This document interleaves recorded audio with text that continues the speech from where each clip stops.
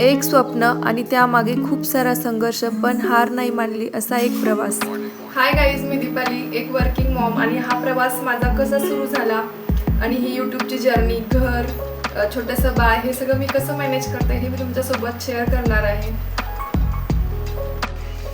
आणि माझ्या या प्रवासात मला साथ देणारी 3 माणसं म्हणजे माझ्या सासूबाई, माझे हजबंड म्हणजे माझे आहो आणि माझं श्री.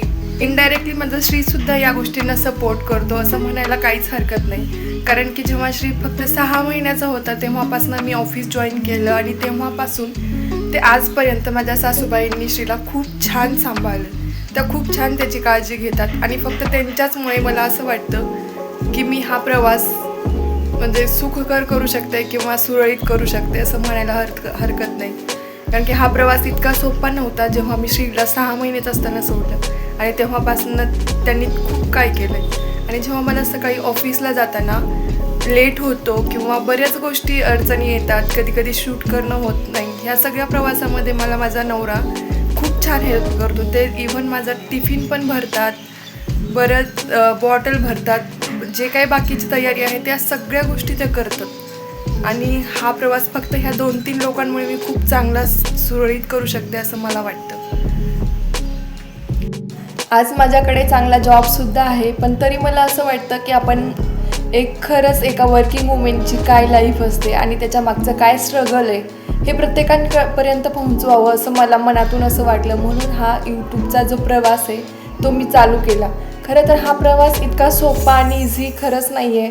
कारण की जेव्हा छोटंसं बाळ आपल्याकडे असतं त्याचं बघायचं असतं, ऑफिसचं पण काही ना काहीतरी ऑफिसचं पण बऱ्याच गोष्टी असतात त्या पण हँडल करायच्या असतात, ते सुद्धा करायचं आणि परत घरचं पण आवरायचं. सोपं तर कोणतंच नाही, पण काहीतरी करायचं आणि काहीतरी आपली वेगळी स्वप्न आहेत हे मला तरी असं वाटत होतं, म्हणून मी हे चालू केलं.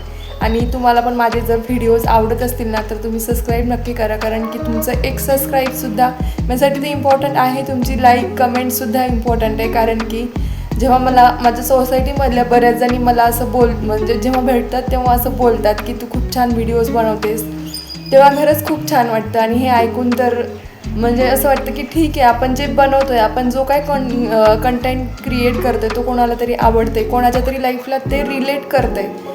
यामुळे मला हा प्रवास चालू करावा असं वाटलं. आणि एकदा मी माझा एक शॉर्ट व्हिडिओ बनवला होता, माझा मिनी ब्लॉग, तर तेव्हा तो मी अपलोड केला आणि तेव्हा त्याला खूप सारे व्ह्यूज आले.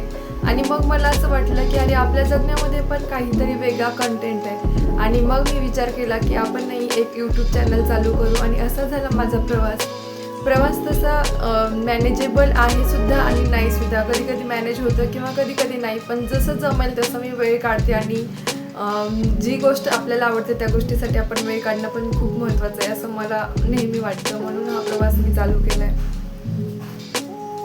मला सुद्धा प्रत्येक गोष्टीची भीती वाटायची की अरे आपल्याला कॅमेऱ्यासमोर बोलता येईल का, किंवा आपण जे बोलतोय ते लोकांना आवडेल का, किंवा बऱ्याच साऱ्या गोष्टींची म्हणजे प्रश्न होती.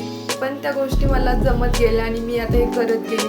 आणि हे करत करत एक दिवस मला सगळ्याच गोष्टी जमतील असं वाटतं. कारण की एक मोठा म्हणजे कोणती पण गोष्टीची एक मोठं स्वप्न बघितलं तर त्याला आधी सुरुवात तर करायला लागते. आणि सेम असंच काहीतरी प्रत्येक गोष्टीची बिगिनिंग करणं खूप महत्त्वाचं आहे. आणि जेव्हा एक सुरुवात होते तेव्हाच तर एखादी गोष्ट मोठी होते असं मला वाटतं. आणि म्हणून हा प्रवास मी स्टार्ट केला.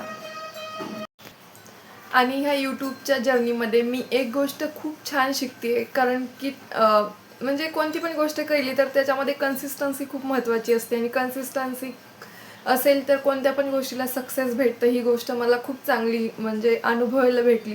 मी रोज व्हिडिओ टाकते, रोज कधी कमी व्ह्यूज येतात, कधी जास्त येतात, कधी एडिटिंगला वेळ लागतो, कधी स्क्रिप्ट लिहायला सुद्धा वेळ लागतो, कधी कोणत्या गोष्टींसाठी वेळ लागतो.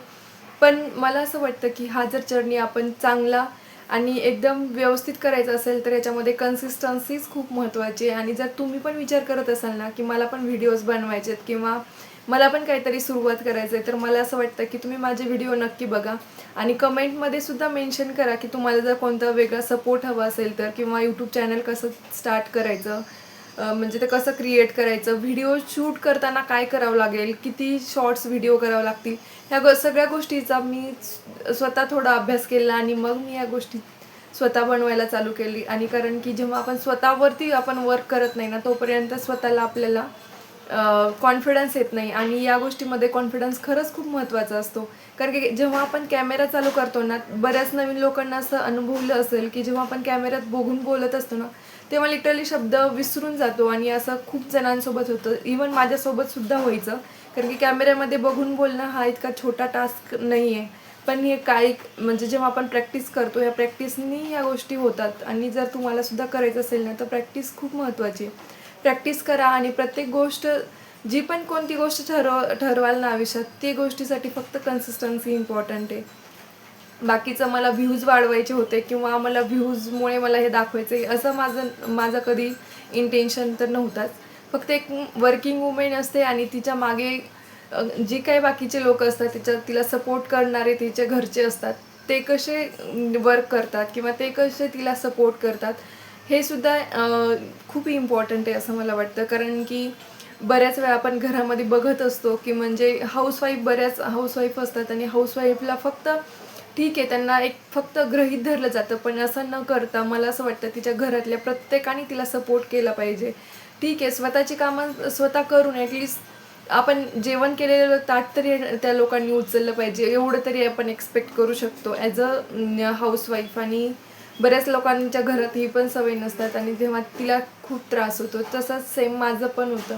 जेव्हा मला असं वाटायचं की मी ऑफिसला जाते, ऑफिस करून हे करते ते करते, तर माझी सासू असो किंवा माझा नवरा, या सगळ्या लोकांनी मला खूप चांगला सपोर्ट केला. ती स्वतःची कामं स्वतः खूप व्यवस्थित करतात. म्हणून हा जर्नी मी कुठेतरी एकदम स्मूथली कुठेतरी हँडल करते असं मला वाटतं. आणि जेव्हा मला कधी ऑफिसहून येऊन ऑफिसमध्ये जेव्हा मी जाते, तेव्हा जेव्हा रिटर्न येत असते तेव्हा भरपूर ट्रॅफिक वगैरे असतं. आणि ट्रॅफिकला फेस करता करता जेव्हा मी घरी येते ना, तेव्हा मला कधी लेट पण होतो. आणि घरी येऊन मला स्वयंपाक वगैरे बनवायचं, कधी कधी शूट पण करायचं असतं. ह्या सगळ्या गोष्टी करता करता सुद्धा लेट होतो. तेव्हा पण मला समजून घेणारी माझ्याकडे माझी माणसं आहेत. त्याच्यामुळे हा प्रवास एकदम सुखकर आहे असं मला वाटतं. आणि तुम्ही नक्की माझे व्हिडिओज वगैरे बघा. आणि जर गाईज तुम्हाला पण जर काही एखाद्या गोष्टीची सुरुवात करायची असेल ना, तर तुम्ही एका परफेक्ट टाईमची वाट न बघता तुम्ही सुद्धा तुमची सुरुवात चांगली करू शकता. फक्त त्यासाठी कन्सिस्टन्सी इम्पॉर्टंट आहे. आणि जर तुम्हाला माझे व्हिडिओज आवडत असेल, माझा हा प्रवास आवडत असेल, तर मला लाईक करा, शेअर करा आणि कमेंटसुद्धा करत जा. आणि thank you so much for watching. Thank you.